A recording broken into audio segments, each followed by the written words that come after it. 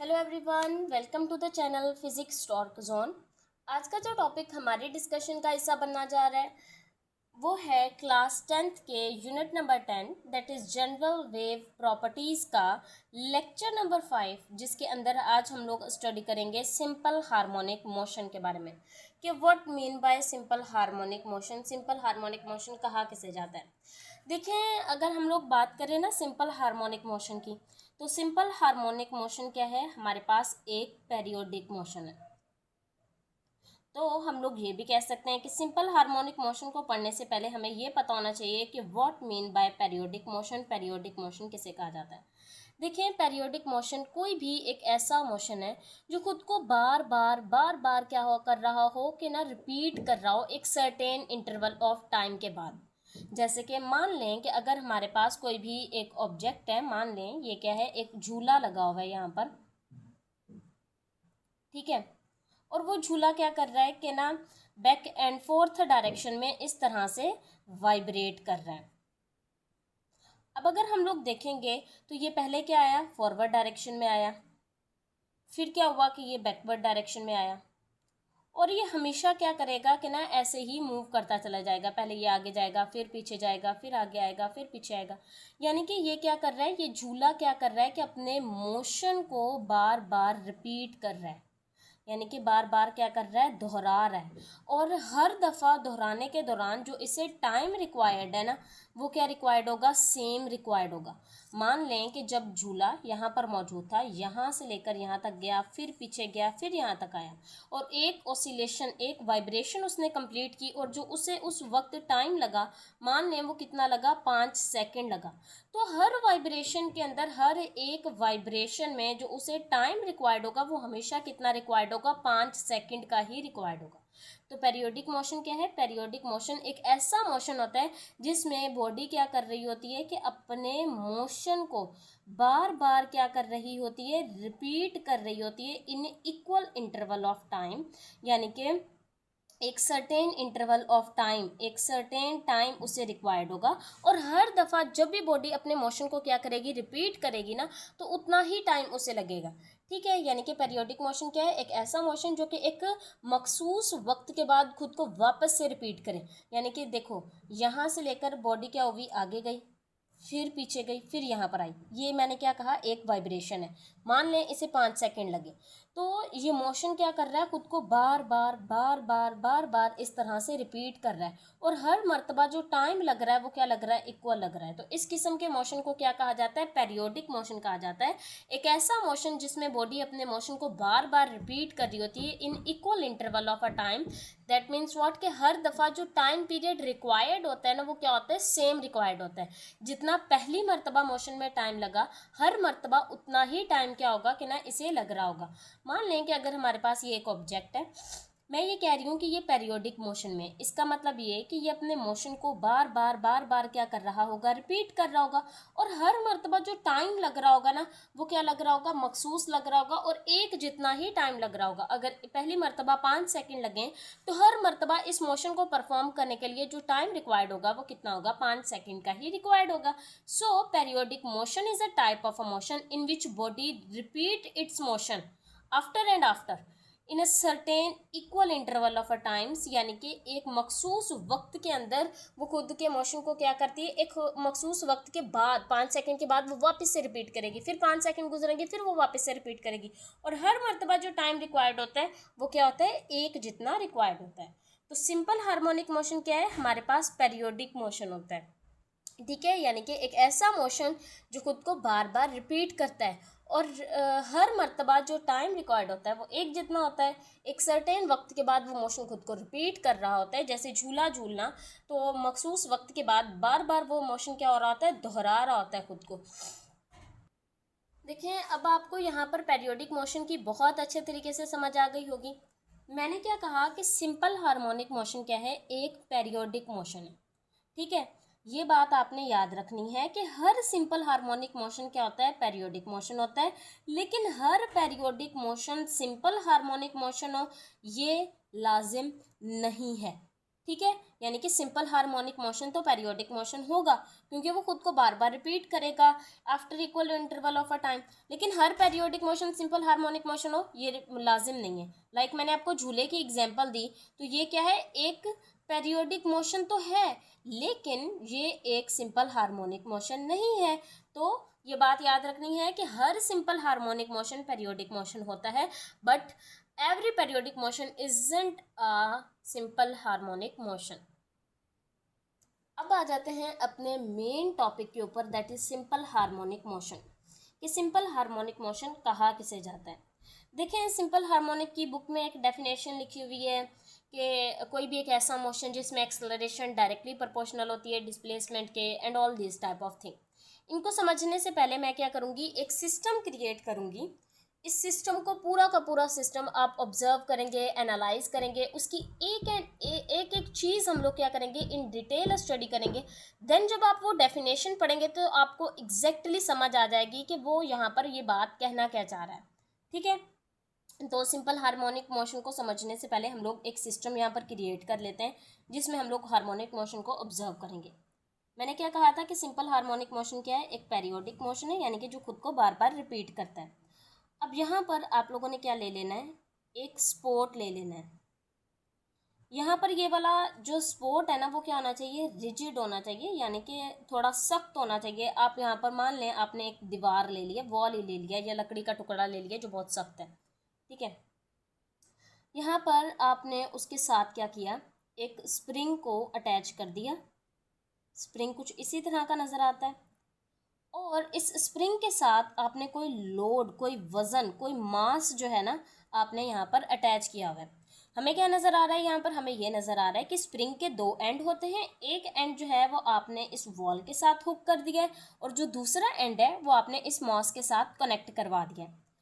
अब सबसे पहली कंडीशन ये क्या है, सबसे पहली कंडीशन है, जब इस मास के ऊपर लगने वाली तमाम की तमाम जो फोर्सेस हैं वो किसके बराबर है, ज़ीरो के बराबर है, और ये जो मास है वो in the state of a rest condition present है।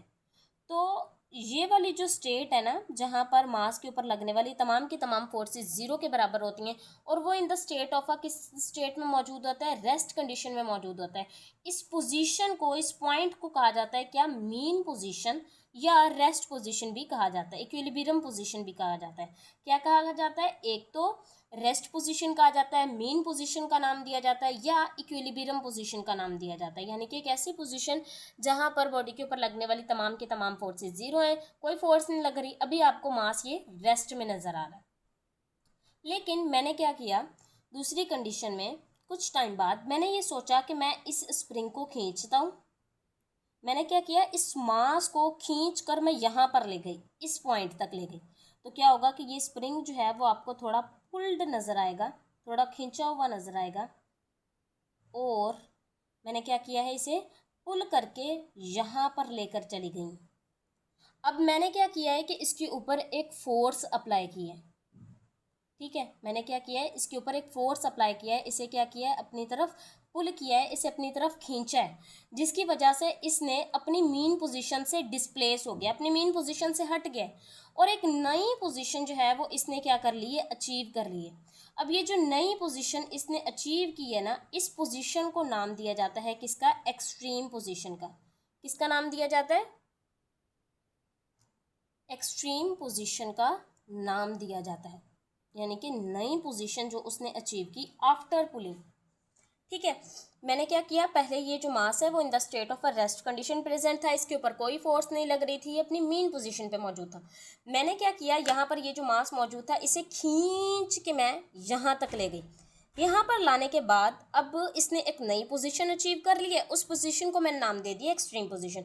अभी ये मेरे हाथ में ही है, मैं क्या करूँ, अगर इसे छोड़ दूँ तो अभी क्या होगा कि ना, हमारे पास ये जो स्प्रिंग है ना, ये इस मास को वापस अपनी तरफ खींचेगा। किसकी तरफ खींचेगा, वापस मीन पोजीशन की तरफ खींचेगा, और यहाँ तक लेकर आने की कोशिश करेगा। कौन लेकर आने की कोशिश करेगा, स्प्रिंग लेकर आने की कोशिश करेगा।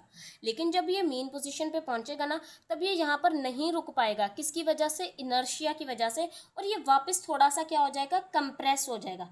इस कंडीशन में ये क्या हुआ था, यहाँ पर स्ट्रेच हुआ था। ठीक है, यहाँ पर अब क्या हो जाएगा, कंप्रेस हो जाएगा और पीछे चले जाएगा। मेन पोजीशन तो यहाँ पर थी, लेकिन ये क्या हो गया, और पीछे चला गया और यहाँ पर आ गया, और इसने यहाँ पर भी एक नई पोजीशन अचीव कर ली। इस पोजीशन को भी क्या कहा जाता है, एक्सट्रीम पोजीशन कहा जाता है। ठीक है, यानी कि मेन पोजीशन से ये जो मैक्सिमम फासला जहाँ तक कवर किया होता है ना, उसने उसे कहा जाता है एक्सट्रीम पोजीशन। ये भी क्या है, आपकी एक्सट्रीम पोजीशन ही हुई। ठीक है, अब अगर हम लोग देखें तो क्वेश्चन ये राइज होता है कि ये तो मुझे नज़र आ गया कि जब मैंने मीन पोजीशन से एक्सट्रीम पोजीशन तक यहाँ पर खींच कर लेके जा रही थी, तब मैं फोर्स लगा रही थी, तब मैं इसे पुल कर रही थी, तब मैं इसे खींच रही थी। अब तो मैंने इसे छोड़ दिया है, फिर क्या ऐसा हुआ कि ये जो मास है ये वापस अपनी मीन पोजीशन की तरफ जा रहा है। तो ये किस वजह से होता है, ये इस स्प्रिंग की, किसकी, स्प्रिंग की इलास्टिसिटी की वजह से होता है। अब क्वेश्चन ये राइज होता है कि what mean by elasticity. Elasticity किसी भी मटेरियल की एक ऐसी एबिलिटी होती है, एक ऐसी प्रॉपर्टी होती है जिसकी वजह से आप जब कभी भी किसी भी चीज़ को उसकी मीन पोजीशन से, उसकी रेस्ट पोजीशन से डिस्प्लेस करेंगे, हटाएंगे ना, तो वो खुद को वापस उस पोजीशन तक लाने की कोशिश करेगी, वो वापस वही पोजीशन अचीव करने की कोशिश करेगी। ठीक है, तो इसे क्या कहा जाता है, इलास्टिसिटी कहा जाता है। और इसी इलास्टिसिटी की वजह से क्या हुआ है कि ना हमारे पास ये जो मास है ये वापस अपनी मेन पोजीशन की तरफ मुड़ा। ठीक है, और यहाँ पर जो फोर्स लग रही होगी, जो स्प्रिंग इसे फोर्स लगा रहा होगा, उसे क्या कहा जाएगा, इलास्टिक रीस्टोरिंग फोर्स कहा जाएगा। और वो फोर्स भी उतनी ही होगी। मान लें आपने यहाँ पर 5 न्यूटन की फोर्स लगाकर मीन पोजीशन से एक्सट्रीम पोजीशन तक ऑब्जेक्ट को लेकर आए, तो जब ये वापस मीन पोजीशन से एक्सट्रीम पोजीशन तक आएगा ना, तब क्या होगा कि 5 न्यूटन की ही फोर्स लग रही होगी, लेकिन वो कौन सी होगी, इलास्टिक रिस्टोरिंग फोर्स होगी, स्प्रिंग की वजह से। अब यहाँ पर आने के बाद कभी भी जो स्प्रिंग है वो रुक नहीं पाएगा, ड्यू टू इनर्शिया वो अपने स्टेट ऑफ मोशन को कंटिन्यू रखेगा और आगे क्या हो जाएगा, कंप्रेस हो जाएगा और पीछे चला जाएगा। ठीक है, ये कंप्रेस हो गया, यहाँ तक चला गया। यहाँ पर आने के बाद इसकी वेलोसिटी क्या हो जाएगी, स्टिल 0 के बराबर हो जाएगी। अगेन क्या होगा कि इसके ऊपर इलास्टिक रिस्टोरिंग फोर्स एग्जर्ट होगी, ये वापस इस तरफ आएगा, फिर यहाँ पर आकर ये रुक नहीं पाएगा, फिर आगे जाएगा, फिर यहाँ पर आकर इसकी वेलोसिटी 0 के बराबर हो जाएगी, फिर ये इस तरफ आएगा इलास्टिक रिस्टोरिंग फोर्स की तरफ। ठीक है, वजह से मेन पोजीशन की तरफ, और ये हमेशा ऐसा ही मोशन चलता रहेगा कि आपने बस एक मरतबा क्या कर दिया, इसे पुल कर दिया। अब क्या हो रहा है कि इलास्टिक रिस्टोरिंग फोर्स और इनर्शिया की वजह से ये मोशन क्या आएगा, होगा, हमेशा कंटिन्यू रहेगा। पहले ये यहाँ से यहाँ तक आएगा, इनर्शिया की वजह से और पीछे चला जाएगा, फिर इलास्टिक रिस्टोरिंग फोर्स इसे मेन पोजीशन की तरफ खींचेगी, यहाँ पर आ जाएगा, इनर्शिया की वजह से आगे चला जाएगा, फिर इलास्टिक रिस्टोरिंग फोर्स इसे इस तरफ खींचेगी, और ये मोशन इस तरह से आपको कंटिन्यू नजर आएगा। तो आपको पता चला कि ये एक पेरियोडिक मोशन है, एक ऐसा मोशन जो खुद को बार बार क्या कर रहा है, रिपीट कर रहा है। अब इसको फर्दर एनालाइज करते हैं, आप इसका स्क्रीनशॉट ले लें, ये जितना भी है, और मैं इसको साफ करके आपको इसकी फर्दर जो चीज़ें हैं वो बताती हूँ। तो मैंने क्या बताया था आपको कि ये वाली जो पोजीशन है ना, ये हमारे पास क्या ला रही है, क्या, मीन पोजीशन, और ये वाली जो दो पोजीशंस हैं, एक ये वाली और एक ये वाली, ये क्या कहला रही है, एक्सट्रीम पोजीशन कहला रही है। अब आप यहाँ पे देखें कि मैंने क्या कहा कि ना इस डायरेक्शन में इसके ऊपर कौन सी फोर्स एग्जर्ट हो रही है, इलास्टिक रीस्टोरिंग फोर्स एग्जर्ट हो रही है। जिस बॉडी की जितनी ज़्यादा इलास्टिक रीस्टोरिंग फोर्स होगी, जितना वो, कोई भी स्प्रिंग जितना ज़्यादा रिजिड होगा ना, आप ये समझ लें कि जितनी ज़्यादा उसके अंदर सॉलिडिटी ज़्यादा होगी, उतनी ज़्यादा उसकी इलास्टिक रीस्टोरिंग फोर्स होती है। यानी कि अगर हमारे पास कोई भी एक प्लास्टिक का आप मान लें या एक रबर का जो है वो स्प्रिंग है, और एक स्टील का स्प्रिंग है, तो जो स्टील का स्प्रिंग होता है ना, इसके अंदर elastic restoring force as compare to जो हमारे पास रबर के स्प्रिंग है ना, इसके मुकाबले में ज़्यादा होती है, और वो ज़्यादा फोर्स इसके ऊपर लगा रहा होता है। ठीक है, अब यहाँ पर आप देखें कि ना इसने जो डिस्प्लेसमेंट कवर किए ना, वो इनिशियल पॉइंट तो इसका ये था ना, और फाइनल पॉइंट ये है। तो इनिशियल पॉइंट से हमेशा डायरेक्टेड होती है किसकी तरफ, फाइनल पॉइंट की तरफ। ये क्या है, इसकी डिस्प्लेसमेंट है, वो हमेशा क्या होगी, डिस्प्लेसमेंट क्या होगी, अवे फ्रॉम इनिशियल पॉइंट होगी, अवे फ्रॉम इनिशियल पॉइंट है। ठीक है, और यहाँ पे भी अगर हम लोग देखें तो इनिशियल पॉइंट से फाइनल पॉइंट तक ये भी क्या है, इसकी डिस्प्लेसमेंट है। ये वाली डिस्प्लेसमेंट और ये वाली डिस्प्लेसमेंट एग्जैक्टली एक जितनी होती है, लेकिन यहाँ पर ये ड्रॉ करने में थोड़ा सा आपको एरर नज़र आ रहा होगा। अब यहाँ पर आपको कुछ चीज़ें याद रखनी पड़ेंगी। भला क्या क्या याद रखनी पड़ेंगी, देखें। जब कभी भी आप मूव करेंगे ना from mean position to extreme position, जैसे जैसे मूव कर रहे होंगे तो डिस्प्लेसमेंट आपको नज़र आ रहा है क्या होती चली जा रही है, इंक्रीज करती चली जा रही है। डिस्प्लेसमेंट यहाँ से यहाँ तक क्या होती चली जा रही है, बढ़ती चली जा रही है। जैसे जैसे अगर कोई बॉडी है मीन पोजीशन से एक्सट्रीम पोजीशन की तरफ जा रही है या यहाँ से यहाँ तक जा रही है, उसकी डिस्प्लेसमेंट बढ़ती चली जाएगी। ये बात समझ आई। अब उसकी वेलोसिटी क्या हो रही होती है, यहाँ पर डिक्रीज हो रही होती है। अब वेलोसिटी क्यों डिक्रीज हो रही होती है, देखें कि हर सेकंड में उसकी डिस्प्लेसमेंट में इंक्रीज तो आ रहा है। वेलोसिटी किसे कहा जाता है, velocity is a change in displacement per unit time. Her second में डिस्प्लेसमेंट क्या होती चली जा रही है, इंक्रीज तो होती चली जा रही है, लेकिन पहले सेकंड के मुकाबले में क्या हो रही है, कम इंक्रीज हो रही है। पहले क्या हुआ, 5 मीटर इंक्रीज हुई, फिर 2 मीटर इंक्रीज हुई, फिर 1 मीटर इंक्रीज हुई, फिर 0.5 मीटर इंक्रीज हुई। दैट मीन्स व्हाट, कि हर सेकंड में डिस्प्लेसमेंट खुद तो इंक्रीज हो रही है, लेकिन जो आने वाला इंक्रीज है ना, जो चेंज आ रहा है, वो क्या होता चला जा रहा है, हमारे पास डिक्रीज होता चला जा रहा है। तो change in displacement per unit time ही तो हमारे पास क्या कहलाती है, वेलोसिटी कहलाती है। तो हम लोग क्या कह सकते हैं कि जब कभी भी बॉडी मीन पोजीशन से एक्सट्रीम पोजीशन की तरफ जा रही होती है तो उसकी वेलोसिटी क्या कर रही होती है, डिक्रीज कर रही होती है। ठीक है, लेकिन दूसरी तरफ अगर हम लोग देखें तो उसकी जो एक्सलरेशन होती है ना, वो क्या हो रही होती है, यहाँ पर इंक्रीज कर रही होती है। एक्सलरेशन क्यों इंक्रीज कर रही होती है, क्योंकि हर सेकंड में जो वेलोसिटी में डिक्रीज आता है ना, वो पहले के मुकाबले में ज़्यादा आता है। मान लें पहले 5 मीटर पर सेकंड वेलोसिटी गिर गई, कम हो गई, फिर उसके बाद क्या होगा, 10 मीटर पर सेकंड गिर जाएगी। गिरते गिरते गिरते लास्ट में भले वो ज़ीरो हो जाएगी, लेकिन आखिरी सेकंड में जो चेंज आएगा वो सबसे ज़्यादा आएगा। और change in velocity per unit time ही तो एक्सलरेशन है। तो जब कभी भी बॉडी मीन पोजीशन से एक्सट्रीम पोजीशन की तरफ जा रही होती है तो क्या होता है कि हमारे पास जो डिस्प्लेसमेंट है वो इंक्रीज कर रही होती है, वेलोसिटी डिक्रीज कर रही होती है, क्योंकि हर सेकंड में जो डिस्प्लेसमेंट में इंक्रीज आ रहा है वो पहले के मुकाबले में कम आ रहा होता है। एक्सलरेशन इंक्रीज कर रही होती है क्योंकि हर सेकंड में आने वाला डिक्रीज पहले के मुकाबले में वेलोसिटी के अंदर क्या होता है, और ज़्यादा होता है। ठीक है, अब अगर हम लोग देखें ना तो जो इलास्टिक रीस्टोरिंग फोर्स है ना, एक्सलरेशन किस वजह से प्रोड्यूस होती है, फोर्स की वजह से प्रोड्यूस होती है। बॉडी भले इस तरफ जा रही है, लेकिन इलास्टिक रीस्टोरिंग फोर्स जब उसके ऊपर इस डायरेक्शन में लग रही है, ठीक है, फोर्स इस डायरेक्शन में लग रही है, तो एक्सलरेशन भी क्या हो रही होगी, इसी डायरेक्शन में प्रोड्यूस हो रही होगी। किस तरफ, मीन पोजीशन की तरफ एक्सलरेशन प्रोड्यूस हो रही होती है। ठीक है, और हमारे पास जब फोर्स इस डायरेक्शन में लग रही है, बॉडी इस तरफ जा रही है, तो उसकी वेलोसिटी क्या हो रही होती है, हमेशा डिक्रीज ही होगी ना।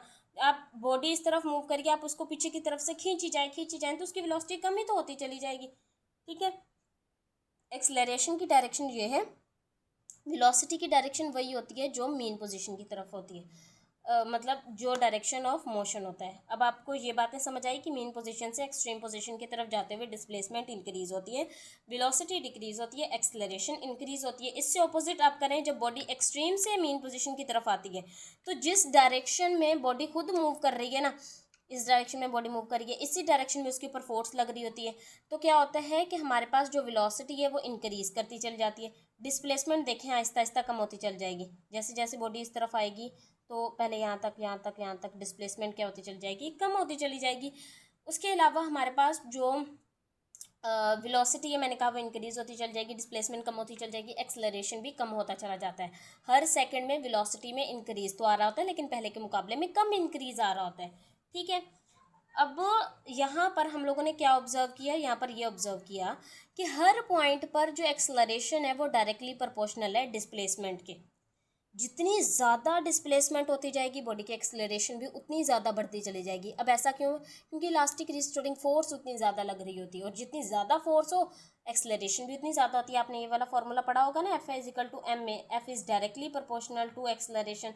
फोर्स जितनी ज़्यादा, एक्सेलरेशन भी उतनी ज़्यादा प्रोड्यूस होगी। यहाँ पर जैसे जैसे हम लोग एक्सट्रीम पोजीशन की तरफ जाते हैं, इलास्टिक रिस्टोरिंग फोर्स बढ़ती चली जाती है, और जितनी ज़्यादा फोर्स बढ़ती चली जाएगी, एक्सेलरेशन उतनी ज़्यादा बढ़ती चली जाएगी।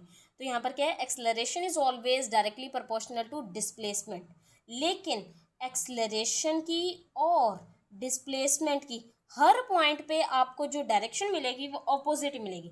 वो दोनों हमेशा क्या होते हैं, इस तरह से होते हैं, displacement toward extreme position, and जो एक्सेलरेशन की डायरेक्शन होती है वो हमेशा टूवर्ड मीन पोजीशन होती है, क्योंकि फोर्स जिस डायरेक्शन में, एक्सेलरेशन हमेशा उसी डायरेक्शन में। तो यहाँ पर किसका साइन लगाया जाता है, नेगेटिव का साइन लगाया जाता है। आई होप आपको सिस्टमेटिक वे में ये समझ आ गया होगा। अब हम लोग क्या करते हैं, इसको, इसकी डेफिनेशन लिखते हैं और आपको समझाते हैं। तो हमने क्या कहा, हमने ये कहा कि simple harmonic motion is a periodic motion in which whenever an object oscillate यानी कि वाइब्रेट कर रहा होगा अबाउट मीन पोजीशन के इर्द गिर्द ही वो क्या कर रहा होता है, वाइब्रेट कर रहा होता है, its acceleration will be always directly proportional to its displacement. और वो जो डिस्प्लेसमेंट है वो किस तरफ एक्ट कर रही होती है, सॉरी, एक्सट्रीम पोजीशन की तरफ, यानी कि डिस्प्लेसमेंट इस तरफ है, एक्सेलरेशन इस तरफ है, लेकिन ये मेन पोजीशन की तरफ है, लेकिन हमेशा है तो क्या, वो हमेशा एक दूसरे के क्या है, डायरेक्टली प्रोपोर्शनल है। तो यहाँ पर क्या आ जाता है, A directly proportional to negative of displacement, क्योंकि डायरेक्शन अपोजिट है। इसके अलावा जब हम लोग डायरेक्टली प्रोपोर्शनल के साइन को हटाते हैं तो यहाँ पर के लगा दिया जाता है, that is spring constant. Spring constant का क्या मतलब होता है कि हर स्प्रिंग का जो कांस्टेंट है ना, उसकी वैल्यू अपनी अपनी होती है, और वो क्या होती है, फिक्स होती है। जितना ज़्यादा स्प्रिंग कांस्टेंट होगा ना, हमारे पास एक्सेलरेशन और डिस्प्लेसमेंट भी उतनी ज़्यादा प्रोड्यूस हो रही होगी, ये बात आपने याद रखनी। और जो सॉलिड होते हैं ना, उनका स्प्रिंग कांस्टेंट ज़्यादा होता है एज़ कम्पेयर टू लिक्विड, या हम लोग ये कह सकते हैं जिनकी सॉलिडिटी ज़्यादा होती है। जैसे कि अगर आप स्टील की बात करते हैं ना, तो स्टील ज़्यादा रिजिड है, ज़्यादा सख्त है, ज़्यादा डेंस है, तो इसकी जो स्प्रिंग कांस्टेंट की वैल्यू होगी वो उतनी ज़्यादा होगी। काफ़ी मरतबा हमसे कोई पूछ लेता है कि बताएं रबर की जो इलास्टिसिटी है वो ज़्यादा है या बताएं स्टील की इलास्टिसिटी ज़्यादा है, तो हम पागलों की तरह ये कह देते हैं कि भाई रबर की इलास्टिसिटी ज़्यादा है। इलास्टिसिटी उसकी ज़्यादा नहीं होती जो बहुत ज़्यादा ऐसे खींच जाता है, इलास्टिसिटी उसकी ज़्यादा होती है जो खींचने की तरफ रेजिस्ट करता है, जो बहुत मुश्किल से खींचता है, जिसके ऊपर जितनी ज़्यादा फोर्स लगानी पड़ेगी उसके अपने अंदर भी तो उतनी इलास्टिक रिस्टोरिंग फोर्स होगी। तो ठीक है, स्प्रिंग की जो स्टील का स्प्रिंग होता है उसकी इलास्टिक रिस्टोरिंग फोर्स ज़्यादा होती है, that's why it has a greater value of के। अब ये जो सिंपल हार्मोनिक मोशन का फिनोमिना है ना, ये हम लोग बहुत सारे अपने डेली लाइफ में जगह पर देख रहे होते हैं। ये कहाँ कहाँ पर हम लोग देखते हैं, ये देखते हैं हम लोग इलेक्ट्रोमैग्नेटिक वेव्स के अंदर। जो इलेक्ट्रोमैग्नेटिक वेव्स होती हैं ना, वहाँ पर भी क्या होता है कि ना, हमारे पास जो इलेक्ट्रिक एंड मैग्नेटिक फील्ड होती है ना, ये एक इलेक्ट्रिक फील्ड होती है, एक होती है यहाँ पर एक मैग्नेटिक फील्ड, वो हमेशा क्या शो कर रही होती हैं, हमारे पास सिंपल हार्मोनिक मोशन शो करती हैं। इसी तरह से जो आप आगे जाके पढ़ेंगे, करंट की दो types, one of them is AC and another one is DC, alternating current and direct current. Alternating current के अंदर भी क्या होता है, सिंपल हार्मोनिक मोशन होता है, यानी कि वो अपने मोशन की डायरेक्शन को बार बार क्या और कर रहे होते हैं, इस तरह से चेंज कर रहे होते हैं, मतलब ऐसे ऐसे। डायरेक्ट करंट क्या होता है, एक ही डायरेक्शन में फ्लो कर रहा होता है, लेकिन जो एसी करंट होता है ना, वो क्या कर रहा होता है, इस तरह से, पहले इस डायरेक्शन में इलेक्ट्रॉन जाएंगे, फिर वापस आएंगे, फिर इस डायरेक्शन में जाएंगे, फिर इस डायरेक्शन में जाएंगे, इस डायरेक्शन में जाएंगे, इस तरह से हमेशा अपने मोशन को क्या करते चले जाते हैं, सिंपल हार्मोनिक मोशन शो कर रहे होते हैं।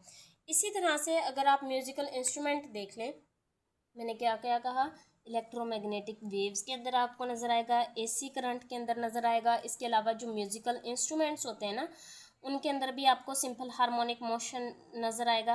म्यूजिकल इंस्ट्रूमेंट ऐसे कि मान लें ये हमारे पास क्या है, एक गिटार है और यहाँ पर क्या है, कि ना इसके ये स्प्रिंग लगा हुआ है, आप इसको क्या करते हैं यहाँ पर थोड़ा सा वाइब्रेट करते हैं तो ये क्या करना स्टार्ट कर देता है, वाइब्रेट करना स्टार्ट कर देता है। पहले ये फॉरवर्ड डायरेक्शन में जाएगा, फिर ये बैकवर्ड डायरेक्शन में जाएगा, फिर ये फॉरवर्ड डायरेक्शन में जाएगा, फिर ये बैकवर्ड डायरेक्शन में जाएगा। तो ऐसे ऐसे क्या कर रहा है, वाइब्रेट कर रहा है।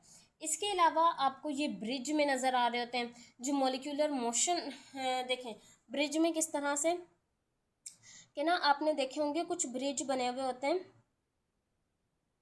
ऐसे ऐसे ऐसे, यहाँ पर ना ये मान लें एक ब्रिज बना हुआ है ना, ठीक है। तो ब्रिज भी क्या करते हैं, काफ़ी मर्तबा सिंपल हार्मोनिक मोशन शो करते हैं।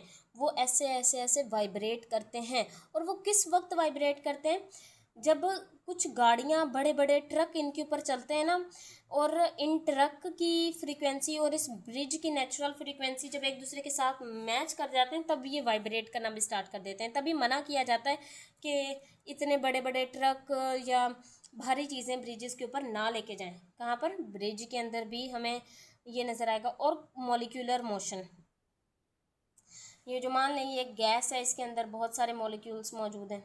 मान लें ये हाइड्रोजन गैस है, हाइड्रोजन के दो दो एटम प्रेजेंट है ना, तो ये भी क्या करते हैं कि हमारे पास वाइब्रेटरी मोशन शो करते हैं ना। तो vibratory motion is also a simple harmonic motion, ऐसे ऐसे ऐसे ऐसे ऐसे ऐसे ऐसे ऐसे ऐसे ऐसे ऐसे मूव करते रहेंगे। So this was our lecture. I hope आपको बहुत अच्छे तरीके से समझ आया होगा। और अगर आपके लिए ये लेक्चर ज़रा सा भी हेल्पफुल है, so don't forget to subscribe my channel. Thank you.